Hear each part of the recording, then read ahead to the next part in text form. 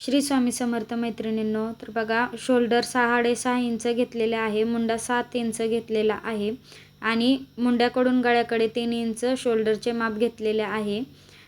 गळा मग मी 3 इंच घेतलेला आहे, त्यामध्ये गोलाकार आपल्याला देऊन घ्यायचा आहे. खाली मी 1.5 इंच घेतलेले आहे आणि तिथून पुढे परत 3 इंच घेऊन गळ्याचा आकार दिलेला आहे. आणि सगळ्यात वरती जी मी मुंडा खोली दिलेली आहे ना, ती बघा मुंड्यावर अर्धा इंच मी गळ्याच्या साईडने मुंड्यावर अर्धा इंच घेतले आणि गळ्याच्या साईडने तिरके रेष ओढून तिथले आपल्याला कट करून घ्यायचे आहे. शोल्डर आपल्याला अर्धा इंच खाली तिरके कट करून घ्यायचे आहे. मग हे बघा अशा पद्धतीने मी जे मेन जे साडीचं कापड होतं ना, मेन जे पीस होता तो मी कट केलेला आहे. तर आता तुम्हाला शिवायचा कसा ते सांगते. तर त्याआधी व्हिडिओ बघत असताना पहिल्यांदाच तर व्हिडिओला लाईक करा, चॅनलला सबस्क्राईब करून बेल आयकॉन प्रेस करायला विसरू नका आणि व्हिडिओ कसा वाटला तेही मला सांगा. तर हे जे माप आहे ना, हे 28 इंच छातीचे माप आहे. एकदम लुकड्या मुलीचे माप आहे हे. तुम्हीही या पद्धतीने बोटने शिवून बघा, अजिबात कुठेही ओढणार नाही अगर काही नाही. तर 2-3 दिवस जरा संक्रांतीची धावपळ होती ना, त्यामुळे मग काही व्हिडिओ करायला जमलेच नाही. शूट मी आधीच केला होता, पण व्हॉइस ओव्हर करायला काही वेळच नाही भेटला.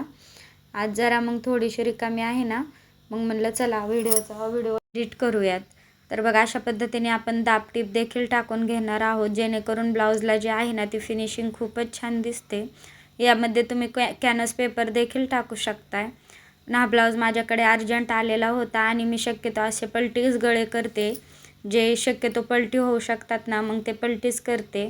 एकदम कॉटनची साडी होती, ही मस्त साडी होती आणि त्या मुलीने घालून बघितला, तिला अगदी छान बसला. कुठेही टिप मारायची गरज लागली नाही ना, काही नाही, मस्तच बसला. आता बघा आपण आधी गळामधला जो पूर्ण गळा होता ना तो शिवून घेतलेला आहे आणि पूर्ण जे आहे ते कडेने पण आपण शिवून घेऊ शकतो. तुम्हाला जर वेळ वाचवायचा असेल तर तुम्ही ते फेविकॉलने चिकटू देखील शकता, पण मी टिपच मारून घेते. मग पूर्ण आपण टिप मारून घेतली ना, एक्स्ट्राचा जो भाग असतो ना तो पण कट करून घ्यायचा. तर 2-3 दिवस झालं बायांची खूपच लगबग होते आमच्या इकडे. सारखंच कोणी ना कोणी ब्लाऊज न्यायला येत होतं किंवा टाकायला येत होतं. आता लग्नाचे पण दिवस आहेत ना, त्यामुळे बघा अशा पद्धतीने टक्स देखील मारून घ्यायचा आहे आपल्याला व्यवस्थित. जसे मी व्हिडिओ दाखवत आहे ना त्याच पद्धतीने तुम्ही जर कट केला, शिवला ना, अगदी मस्तच ब्लाऊज बसणार आहे. हा 28 इंच छातीचा ब्लाऊज आहे. तर खालच्या साईडने आपण पाठीमागच्या बाजूला ज्या पद्धतीने पट्ट्या बसवतो ना, त्याच पद्धतीने आपल्याला पट्ट्या बसवून घ्यायच्या आहेत. म्हणजे जे आपण टक्स मारले ना त्या साईडला आपल्याला पट्ट्या बसवून घ्यायच्या आहेत. काल तर दिवसभरात पूर्ण माझा एकच ब्लाऊज शिवून झाला. ब्लाऊज काही शिवण्यात आला नाही, सण पण होता. तुम्हालाही मकर संक्रांतीच्या खूप खूप शुभेच्छा. उशीर झाला द्यायला, पण काही ना धावपळीत जमलेच नाही. अशा पद्धतीने आपल्याला पूर्ण हे करून घ्यायचं आहे.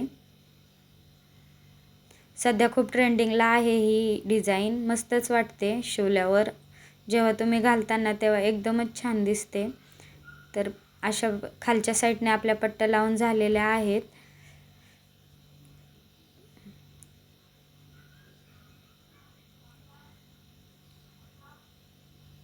तुम्ही तुमची मकर संक्रांत कशी साजरी केली नक्कीच कमेंटमध्ये मला सांगा आणि तुम्हाला ही डिझाईन कशी वाटली तेही कमेंटमध्ये सांगा. तर बघा ह्या ना ब्लाऊजला आता ना एका साईडला अशी मोठी डिझाईन आली होती आणि दुसऱ्या साईडला जी होती ना ती अशी, मी तुम्हाला हे आता दाखवते आहे ना, ही अशी होती.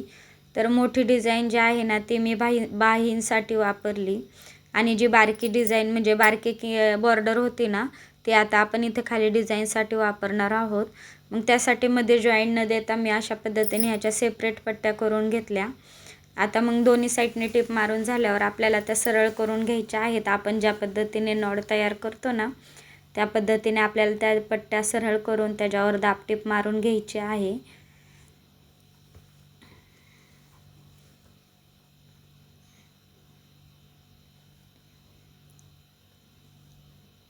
दाबटीप मारून झाले की आपल्याला ह्या ज्या पट्ट्या आहेत ना त्या खालच्या साईडला शिवून घ्यायच्या आहेत. व्हिडिओ जरा हळूहळू आहे जेणेकरून तुम्हाला तो व्यवस्थित कळेल किंवा मी कशा पद्धतीने ब्लाऊज शिवते तेही तुम्हाला कळेल. अशाच नवीन नवीन व्हिडिओसाठी नक्कीच एकदा सबस्क्राईब करून बेल आयकॉन प्रेस करायला विसरू नका. आणि व्हिडिओ आवडल्यास नक्कीच व्हिडिओला लाईक करा. आणि तुम्हाला पण पुढचा जो आहे तो कोणता व्हिडिओ पाहिजे तेही कमेंटमध्ये सांगा. अशा पद्धतीने ह्या ज्या पट्ट्या आहेत ना ह्या आपल्याला अरेंज करून घ्यायच्या आहेत. एका बाजूला ना मी पिन लावून घेत आहे. माझ्याकडे म्हणजे पिन नाही आहे त्यामुळे मी मशीनची सुईच लावते.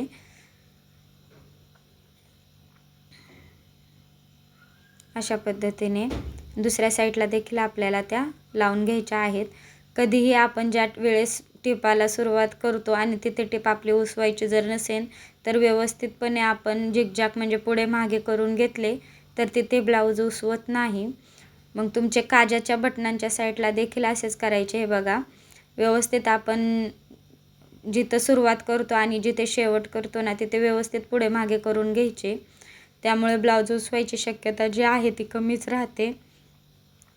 आता वरच्या साईडला आपण ज्या पद्धतीने ना गळ्या पट्ट्या लावतो ना त्याच पद्धतीने गळापट्टी लावून घ्यायची आहे. इथे तुम्ही गोट देखील करू शकताय, पण मी जे आहे ना ती हात शिलाईची पट्टी केली होती त्यामुळे बोटनेक ब्लाऊजला ना एक वेगळाच छान असा लुक येतो आणि मस्तही दिसतं. गोट शक्यतो मी करत नाही, म्हणजे असे जर बोटनेकच्या अस्तरचे जे ब्लाऊज असतील ना त्यांना मी गोट करत नाही. फक्त आपले जे साधे ब्लाऊज असतात बिगर अस्तरचे त्यांनाच मी गोट करते.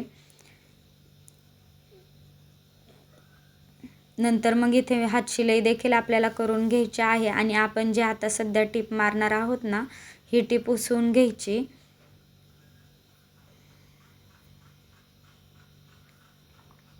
पूर्ण ब्लाऊजचा पण लुक मी तुम्हाला दाखवणार आहे शेवटला, त्यामुळे व्हिडिओ पूर्ण बघा आणि डिझाईन कशी वाटली ते नक्कीच सांगा.